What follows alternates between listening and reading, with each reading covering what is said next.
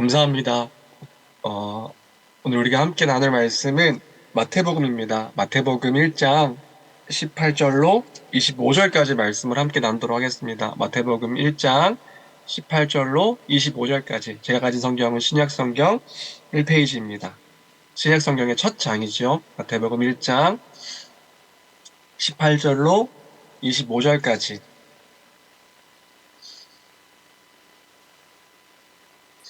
네, 한 절씩 교독하기로 하겠습니다. 제가 먼저 읽고, 그 다음 성도님들 읽고,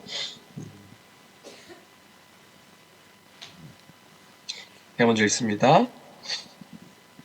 예수 그리스도의 나심은 이러하니라. 그의 어머니 마리아가 요셉과 약혼하고 동거하기 전에 성령으로 잉태된 것이 나타났더니 그의 남편 요셉은 의로운 사람이라 그를 드러내지 아니하고 가만히 끊고자 하여 이 일을 생각할 때에 주의 사자가 현몽하여 이르되 다윗의 자손 요셉아 내 아내 마리아 데려오기를 무서워하지 말라. 그에게 잉태된 자는 성령으로 된 것이라. 아들을 낳으리니 이름을 예수라 하라. 이는 그가 자기 백성을 그들의 죄에서 구원할 자이심이라 하니라. 이 모든 일이 된 것은 주께서 선지자로 하신 말씀을 이루려 하심이니 이르시되 보라, 처녀가 잉태하여 아들을 낳을 것이요 그의 이름을 임마누엘이라 하리라 하셨으니 이를 번역한즉 하나님이 우리와 함께 계시다 함이라. 요셉이 잠에서 깨어 일어나 주의 사자의 분부대로 행하여 그의 아내를 데려왔으나 아들을 낳기까지 동침하지 아니하더니 낳음의 이름을 예수라 하니라. 아멘. 아멘. 우리 함께 특송 함께 찬양하도록 하겠습니다. 성탄절 주의 오심을 기억하며 교회가 함께 주님을 기쁘게 찬양하는 그런 시간 되길 원합니다.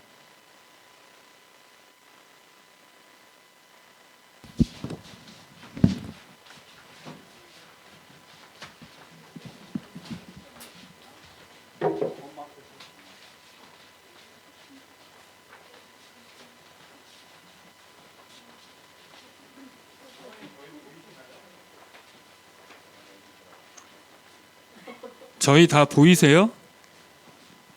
아, 네.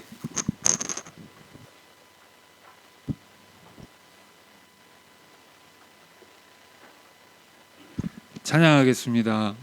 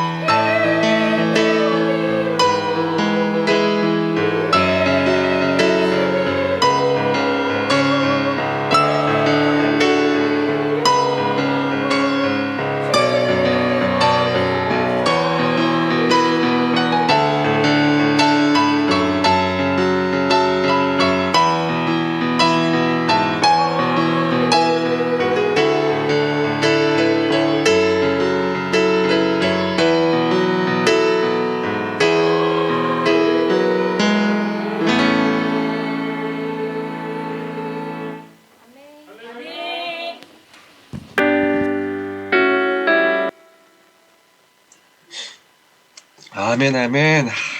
감사합니다. 우린 주 안에서 자유한 거죠. 아멘. 감사합니다. 네, 성탄절입니다.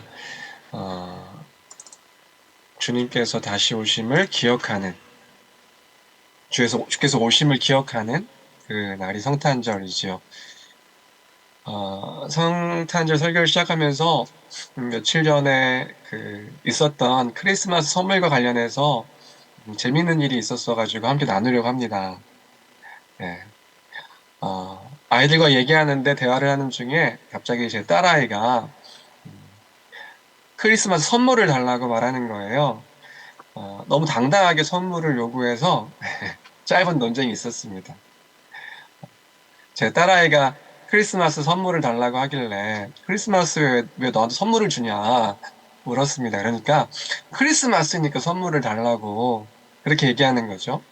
그래서 굳이 따지면 네 생일이 아니라 예수님 생일이니까, 그러니까 예수님 생일인데 네가 왜 선물을 받냐? 선물을 받으려면 예수님이 받으셔야지.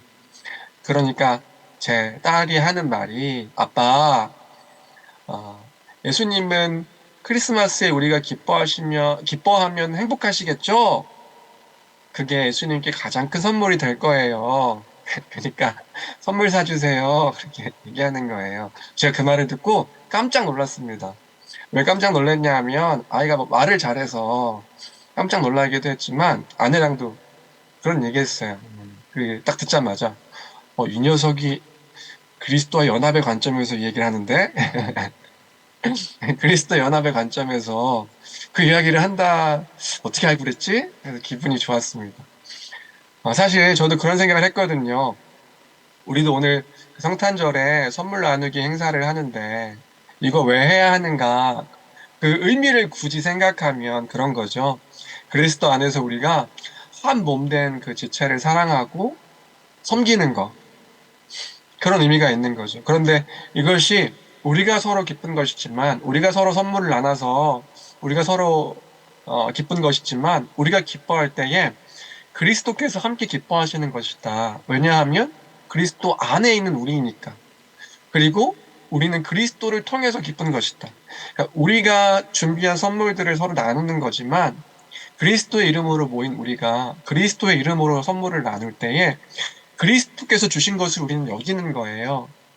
그리스도 연합 안에서 이 선물 나눔에 의미가 있는 거죠. 그러니까 비록 작은 물건들을 함께 나누는 거지만 그 물건들을 통해서 우리 주님이 섬겨주셨구나. 네, 그 생각을 했었는데 이 아이가 그런 얘기를 하니까 물론 이해하지 못했겠지만 아이가 이해하고 그런 건 아니고 선물 받고 싶어서 그런 거겠지만 제게는 큰 감동이 있었습니다. 네, 그런 거죠. 우리의 기쁨이 그리스도의 기쁨이다. 또 그리스도의 기쁨이 우리의 기쁨이다. 그리고 그 다음에 바로 이제 그 아이와 2차전을 했습니다. 제가 딸 아이에게 말했죠. 그러면 아빠도 선물을 달라. 아빠도 선물을 받고 기뻐하면 그럼 예수님도 기뻐하시겠다. 그러니까 너도 아빠한테 선물을 달라. 그랬더니 이 아이가 하는 말이, 아빠, 의연이 오빠랑 제가 아빠의 선물이에요. 우리가 있으면 기쁘고 행복하시잖아요. 그렇게 얘기하는 거예요. 그래서 저도 앉으려고 계속 그 논쟁의 이어짐이거든요. 앉으려고, 뭐야, 그러면 아빠도 너희 선물이다. 너희도 아빠 있으면 기쁘지 않냐? 그러니까 너희가 아빠의 선물이면 나도 너희의 선물이다. 이렇게 얘기했어요. 그럼 사실 그러면 아이의 말이 막힐 줄 알았어요. 막힐 줄 알았는데 딱 아이가 계속 말을 이어갑니다. 뭐라 이어가냐면, 아빠, 우리도 아빠가 있으면 기쁘지만 우리는 아빠를 가질 수 없어요. 우리가 아빠를 가지면 누가 우리를 보호해 주겠어요? 보호해 줄 사람이 없죠? 그래서 우리는 아빠를 가질 수가 없어요. 선물 주세요.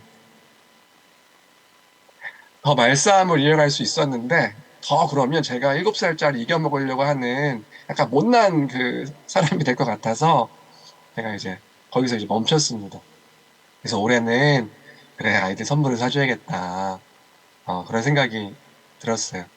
그럼 예수님이 진짜 기뻐하시겠다 생각하면서 그런 생각을 하게 됐습니다. 오늘은 예수님의 태어나신 날을 기념하는 성탄절입니다. 오늘은 예수님이 태어나신 그 날은 아닙니다. 성경에서는 예수님이 태어나신 날이 언제인지 구체적으로 이렇게 기록하지 않았기 때문에 언제인지는 알 수 없죠.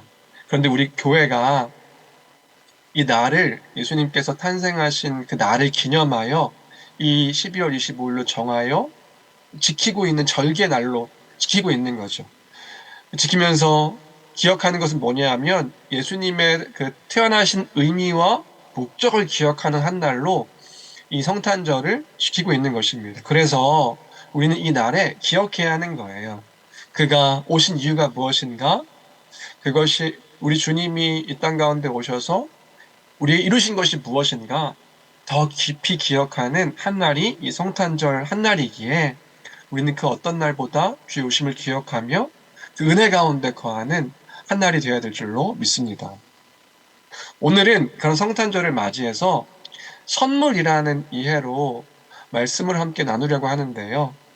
주 안에 사랑하는 성도 여러분, 선물이 뭔가요? 선물. 선물은 그쵸. 다른 사람에게 어떤 그 물건 같은 것을 주는 것, 그것이 선물이죠. 뭐 어려운 내용이 아니라 그냥 사전 찾아봤습니다. 선물이 뭐냐? 다른 사람에게 어떤 물건을 주는 것이 이제 선물입니다. 그런데 선물에는 중요한 것이 있습니다. 뭐가 중요하냐 하면 주는 이의 마음이 담겨져 있는 거죠. 존경이나 친근함이나 애정의 뜻을 나타내기 위하여 전하는 것이 선물이니까. 그래서요, 그 선물을 통해서요, 우리는 그 전하는 사람의 마음을 느끼고, 생각을 느끼고, 어떤 것을 고민했고 어떤 마음을 담았는지 그것들을 이제 보게 되는 게 선물입니다. 그래서 저도요, 누군가 이렇게 생일이 되면 제가 보통 책 선물을 하거든요. 12월 달 돼서 우리 제 목양실에 우리 예미자매 그리고 우리 김경미 권사님 그 선물 준비해줬어요. 책 선물 목양실에 있으니까 이따 가실 때 가져가시면 좋을 것 같고요. 지금 상황에 어울리게 지하실에서 온 편지란 제목이더라고요. 제가 지하실에 있는 건 아니지만 네. 그 책 선물을 이제 보통 생일날 선물을 합니다. 제가 좋아하는 주제나 생각들을 나누고 싶은 마음에서 책을 선물하고 그 생각들을 좀 공유하고 싶어서 그런 마음에 이제 책을 보통은 선물하죠. 그럼 이제 그분이 느꼈으면 하는 또 공유했으면 하는 생각들 때로는 저의 어떤 그 생각들을 나누고자 하는 의미로 책 선물을 하죠. 받는 분들은 어떠실지 잘 모르겠어요. 그래서 예전에는 책 표지에다가 짧은 편지글도 적었었는데 이제는 그 편지글을 잘 적지 않습니다. 어느 순간부터 적지 않아요. 왜 적지 않냐 하면 예전에 오프라인 중고 서점에 갔다가 책을 샀는데 그 책 그 표지에 목사님들이 편지 써놓은 그 책 중고 서점에서 제가 책을 골랐는데 목사님들이 편지 써놓은 책들이 다 중고 서점에 나와 있더라고요. 그래서 언젠가 내가 선물한 책도 중고 서점에 나올 수도 있겠다 싶어서 적지는 않는데 여하튼 그 책 선물하는 건 그런 의미와 목적이 있다는 거죠. 선물은 전하는 이의 마음, 생각, 목적, 의미가 담겨져 있는 것이 선물이다. 오늘 우리가 함께 읽은 본문도 하나님의 선물이라는 관점에서 함께 생각해 보고 싶은데요. 왜냐하면 하나님께서요, 예수 그리스도를 당신의 선물로 우리에게 주셨기 때문입니다. 그래서 우리는 그 선물의 의미를 기억하고 또 알고 생각해야 하는 것이겠죠. 에베소서 2장에 8절을 보면 바울 사도가 이렇게 표현하는 것을 볼 수 있습니다. 에베소서 2장 8절인데요. 너희는 그 은혜에 의하여 믿음으로 말미암아 구원을 받았으니 이것은 너희에게서 난 것이 아니요 하나님의 선물이라. 네, 그리스도를 통해서 우리에게 허락하신 것이 하나님의 선물이라고 말씀해 주고 있는 거예요. 아, 하나님의 선물이구나. 그렇기에 우리는 그 선물 되시는 그 예수 그리스도, 또 그분 행하신 일들이 무엇인지 오늘 성탄절을 맞이하여 기억하고 또 새기고 감사하며 기뻐하는 우리가 되길 주님의 이름으로 축원합니다. 네. 그래서 18절인데요. 18절. 예수 그리스도의 나심은 이러했다는 거죠. 예수님께서 태어나신 그때의 상황들을 먼저 설명해주고 있습니다. 마리아와 요셉이라는 사람이 있었는데 둘은 약혼만 하고 아직 결혼하지 않은 그런 상태였습니다. 약혼이 뭐냐 하면 결혼을 약속하는 것, 이 사람과 내가 결혼할 것이다 이렇게 약속하는 게 약혼이죠. 그런데 예수님 당시의 약혼은 지금의 약혼의 개념과는 좀 다르게 법적인 구속력이 더 강했다고 합니다. 그래서 결혼하기 전에 약혼을 해서 1년 정도 결혼을 준비하는 시간을 갖는 거예요. 그런데 이 약혼은 결혼과 같은 의미를 갖고 있어요. 그래서 법적으로는 부부가 되어 있는 거죠. 대신에 그 당시에는 결혼할 때까지는 함께 살지는 않고 육체적인 관계도 금지되어 있는 그런 관계? 이게 약혼의 관계였어요. 이때에 그러니까 법적으로는 부부인데 함께 살지 않는 거죠. 육체적인 관계도 갖지 않는 거예요. 순결한 상태로 유지하는 그런 상태가 1년 약혼 기간의 상태인 거죠. 이때 결혼할 여자가 임신을 하게 되면 어떤 일이 생길까요? 그 남편 될 사람과 관계를 맺지 않았는데 임신하게 된다면 지금도 상상할 수 없는 일이지만 그때는 더 상상할 수 없는 끔찍한 일이 되는 거예요. 구약 성경대로라면 돌로 쳐서 죽이도록 되어 있었던 것, 그게 이제 약혼한 상태에 있는 여자가 임신하게 될 때에 벌어지는 일이 돌로 쳐 죽이는 거예요. 예수님 당시에는 돌로 쳐서 죽이진 않았지만 세상 사람들의 손가락질을 받으면서 그러니까 지금보다 더 날카로운 손가락질을 받으면서 살아가야 했던 상황, 그런 일이 지금 발생했다라고 이야기하고 있는 거죠. 우리는 성경책에 기록되어 있는 거니까 굉장히 따뜻하게 읽지만 지금 따뜻한 상황이 된 게 아닌 거예요. 그 남편인 요셉에게 있어서는요, 큰 충격이 아닐 수 없는 거죠. 이해되시나요? 자신과 법적으로 이미 결혼한 상태나 다름없는 그 여인이 아이를 임신했다고 하는 그 통보를 받는 거예요. 그러면 그 요셉이요, 얼마나 절망스럽겠어요. 얼마나 배신감이 느껴지겠어요. 사람들의 시선도요, 불편하게 되는 거예요. 그러니까 복합적으로 정말 큰 문제가 아닐 수 없는, 그래서 너무나 마음이 힘들었을 것이 분명한 상태를 지금 마태복음에서는 이야기해주고 있는 것이란 말이죠. 그런 요셉에게 천사가 꿈속에 찾아와 마리아의 뱃속에 잉태되어 있는 아이의 의미를 알려줍니다. 그럼 그 아이의 의미가 뭔데? 첫 번째 의미는 20절입니다. 20절 말씀 함께 읽어볼까요? 20절입니다. 함께 읽습니다.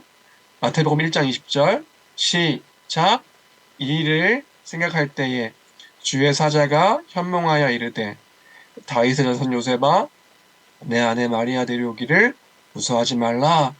그에게 잉태된 자는 성령으로 된 것이라. 예수님이 누구이신지 말해주는 거예요. 성령으로 잉태되어진 자다. 성령으로 잉태되어진 아이다. 그가 누구인지를 설명해 주는 겁니다. 그가 누구인가요? 일반적인 아이의 출생을 의미하는 것이 아니라 하나님에 의해 초월적으로 태어나신 분, 그가 바로 마리아의 뱃속에 잉태되어진 그 아이다. 그 얘기를 해주고 있는 거예요. 그 아이가 누구냐? 하나님에 의해 초월적으로 그렇게 존재하게 된, 이 땅 가운데 존재하신 분이기 때문에 어떠한 그 죄의 영향도 받지 않으신 분, 그분이 바로 우리에게 오신 예수님의 의미인 것입니다. 네, 하나님에 의해 초월적으로 이 땅 가운데 존재하신 분이시기 때문에 어떠한 죄의 영향도 받지 않으신 분이시다. 우리가 사도신경에서 이런 고백을 하지요. 예수님에 대해서 고백하면서 오늘도 고백했고 아까 찬양으로도 고백했고요. 그는 성령으로 잉태하사 동정녀 마리아에게 낳으시고, 그때 말하는 동정녀라는 것이 무엇인지 혹시 이해하고 계시나요? 동정녀가 뭐죠? 동정녀는 뭐냐면요, 결혼을 하지도 않고 남자를 알지 못하는 여자, 그 여자를 동정녀라고 하는 거예요. 그래서 성령으로 잉태되어진 예수님은 죄가 없으신 분이시라는 것을 알게 해주는 그 내용이요, 동정녀 마리아에게 낳으시고, 성령으로 잉태하사 동정녀 마리아에게서 낳으시고, 이 고백인 거예요. 주 안에 사랑하는 성도 여러분, 이 성령으로 잉태하여 동정녀 그 여자에게 태어난 탄생은 너무나 중요한 내용입니다. 어떤 사람들은 어떻게 남자와 여자가 서로 사랑하지도 않은 상태에서 아이가 생길 수 있는가? 이것은 말도 안 되는 일이기 때문에 이건 신화적 이야기다. 이건 그냥 상징적인 이야기일 뿐이다. 이렇게 말하는 이들이 있습니다. 그런 사람들이 있어요. 이건 믿음의 내용이 아니라 그냥 그렇다고 여기면 되는 거야. 근데요, 그건 하나만 알고 다른 하나는 모르는 바보 같은 이야기입니다. 우리의 믿음의 고백이 그거인 거예요. 그는 성령으로 잉태하사, 우리가 믿는 예수 그리스도 누구이신가? 성령으로 잉태하사 동정녀 마리아에게서 낳으신 분이시다. 예수를 믿는다면 그가 동정녀 마리아를 통해서 태어났음을 함께 믿어야 되는 거예요. 왜요? 그것은 예수님에게 죄가 없으신 분이라는 것에 대한 증언이기 때문에 그런 거예요. 그리고 이것은 우리가 믿는 구원에 영향을 크게 미치는 것이기 때문에 너무나도 중요한 것이란 말입니다. 이런 건 있을 수 없어요. 동정녀 탄생이라는 것, 그것은 제게 그렇게 중요하지 않아요. 저는 그냥 예수님이 나의 죄를 대신해서 십자가에 못 박혀 죽으신 사실, 그 사실을 믿습니다. 저는 예수님이 나를 위해서 그 십자가에 못 박혀 죽으셔 피 흘리신 그 사실을 믿습니다. 동정녀 탄생? 그건 제게 중요하지 않아요. 이렇게 말한다면 이것은 너무나도 어리석은 이야기인 거예요. 왜요? 만약에 예수님이 우리와 같은 죄가 있는 사람이라고 생각한다면 예수님의 십자가 죽음이 우리에게 무슨 의미가 있겠어요? 우리에게 아무런 의미를 갖지 못하게 되는 것이란 말입니다. 왜냐하면 만약에 예수님에게 죄가 있다면 십자가에 죽으실 때 세상 죄를 지고 십자가에 죽는 것이 아니라 자신의 죄를 따라서 십자가에 죽으시는 그런 꼴이 되는 것이기 때문에 그런 거예요. 그러니까 십자가에 죽으신 예수 그리스도는 죄가 없으신, 그가 지은 죄가 없으신, 본질적으로 죄가 없으신 그 분이 십자가에 죽으셨기에 우리 죄를 대신하여, 세상 모든 죄를 대신하여 십자가에 죽는 죽음이 의미가 있는 죽음이 되는 것이란 말입니다. 그러니까 성령으로 잉태되신 그분은 이 땅 가운데 존재하실 때부터 죄가 없으신 그런 분이심을 알려주고 있는 거예요. 그가 누구인가? 이 땅 가운데 마리아의 태중에 잉태될 때부터 죄가 없으신 그런 분이시다. 죄가 없으신 그분이 우리에게 오실 때에도 죄가 없으셨는데 죄가 없으신 그 모습으로 이 땅 가운데 오신 것이구나. 그리고 그분은 끝까지 죄가 없으신데 우리를 위해 십자가에 죽으신 것이구나. 동정녀 탄생의 이야기 속에서 이것을 생각할 수 있는 것이란 말이지요. 네, 첫 번째 하나님께서 우리에게 주신 그 선물의 첫 번째 의미, 그 예수 그리스도는 누구이신가? 죄가 없으신, 그 존재하실 때부터 죄가 없으시고 또한 태어나신 그때에도 죄가 없으시며 죽기까지 죄가 없으신 그분이 우리가 믿는 예수 그리스도시다. 그분을 우리에게 허락해 주신 것이다. 두 번째, 이 선물의 의미는 21절에서 더 깊이 생각할 수 있습니다. 21절인데요. 21절 말씀 다 같이 함께 읽겠습니다. 함께 읽습니다. 시작. 아들을 낳으리니 예수라 하라. 이는 그가 자기 백성을 그들의 죄에서 구원할 자이심이라 하니라.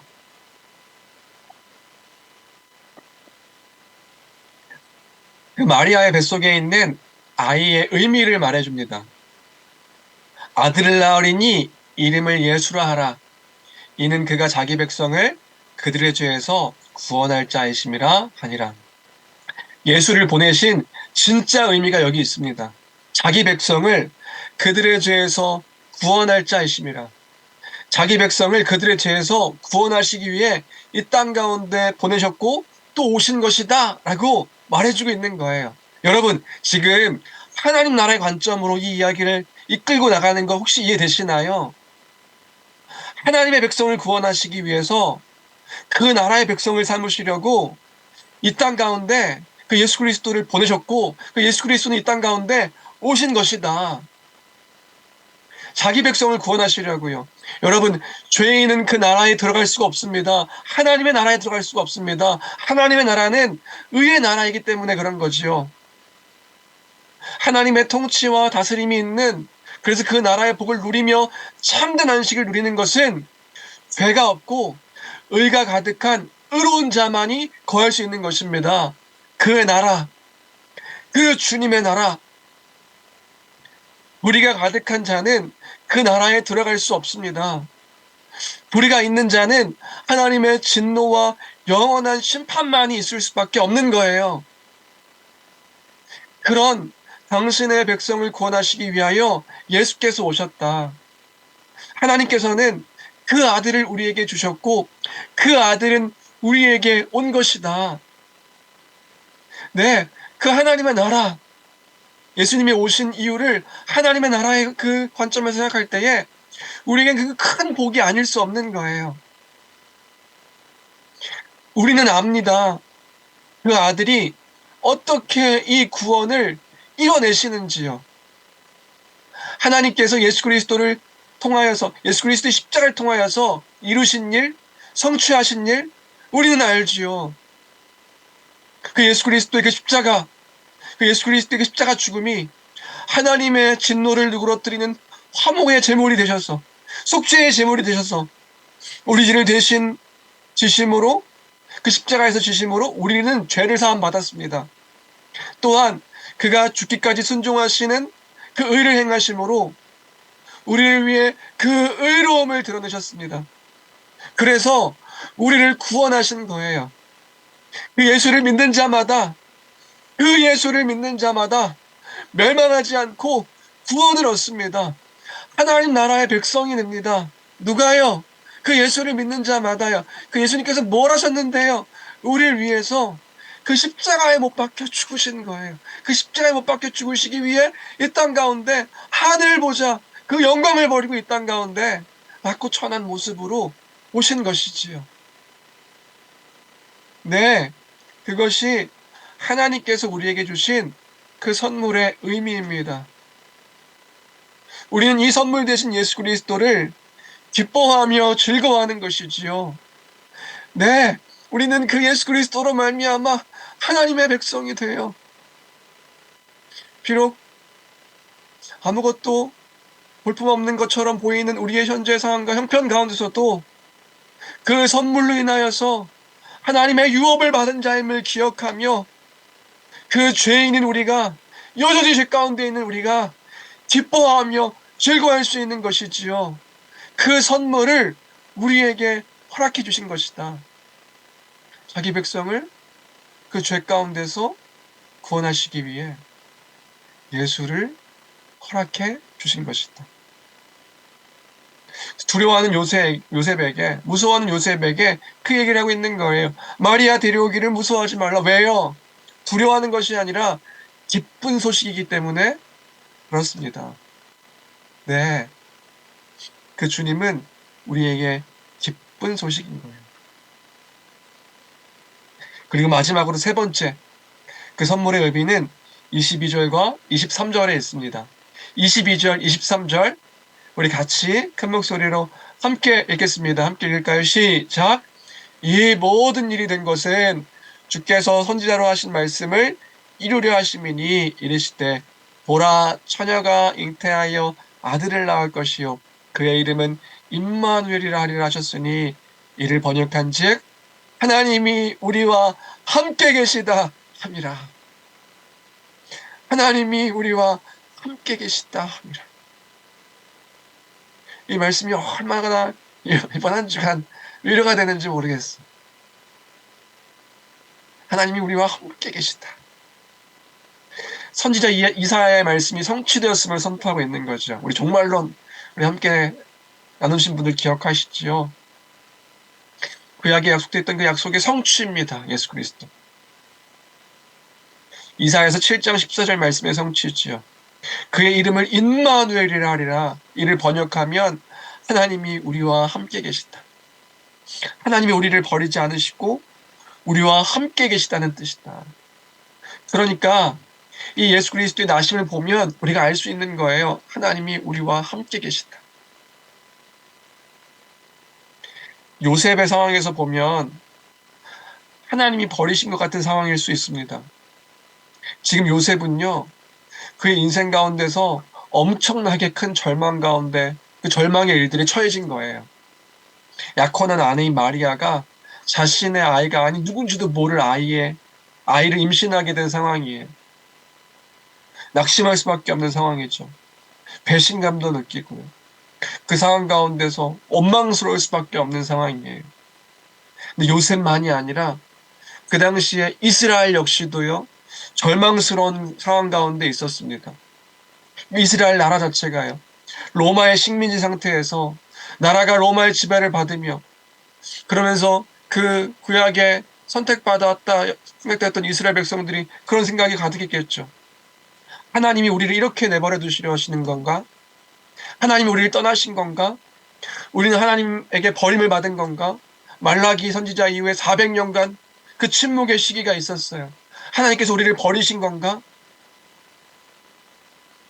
그런데 이 성령으로 잉태되어진 그 마리아의 뱃속에 있는 태의 예수 그리스도를 볼 때 알게 되는 거죠. 아들을 볼 것인데 그것을 보고 알라는 거예요. 뭐요? 하나님께서 우리를 버리지 아니하시고 우리와 함께 계신다. 하나님의 나라가, 하나님의 영광이 하나님의 자기 백성과 함께 하신다. 당신의 백성을 잊지 않으시고 그 구원의 일들을 이뤄가신다. 우리는 예수 그리스도를 보며 기억해야 하는 것입니다. 뭘요? 하나님이 우리와 함께 계시다. 네, 이 자리에 앉아있는 저와 하나님이 함께 하신다. 그 예배 현장 가운데 있는 여러분들과 하나님이 함께 하신다. 하나님이 함께 하시면 어떻게 할 수 있습니까? 예수 그리스도를 통해서 알 수 있는 거예요. 그 예수 그리스도를 우리에게 주셨기 때문에 그 큰 선물을 보며 우리는 알 수 있는 것입니다. 하나님의 약속의 성취와 그 구원의 의미들을 그 예수 그리스도를 통해서 우리는 알고 볼 수 있는 거죠. 성탄절은 그런 날이다. 네, 하나님께서 우리에게 주신 가장 큰 선물, 그 선물은 바로 예수 그리스도를 우리에게 주신 것입니다. 성탄절, 예수님이 태어나신 날도 아닌데 우리는 굳이 이 날을 절기로 지켜 기념하며 이 날로 예배하는 겁니까? 이것을 기억하기 위하여 그 의미, 그 선물을 주신 그분의 그 의미와 의도와 목적을 기억하며 감사하는 날로 우리가 이 성탄절을 지키는 것이다 생각할 때에 주 안에 사랑하는 성도 여러분, 우리가 이미 그 큰 선물 받은 자들임을 기억하며 감사하며 기뻐하며 즐거워하는 오늘 한날 되기를 주님의 이름으로 축복하며 축원합니다.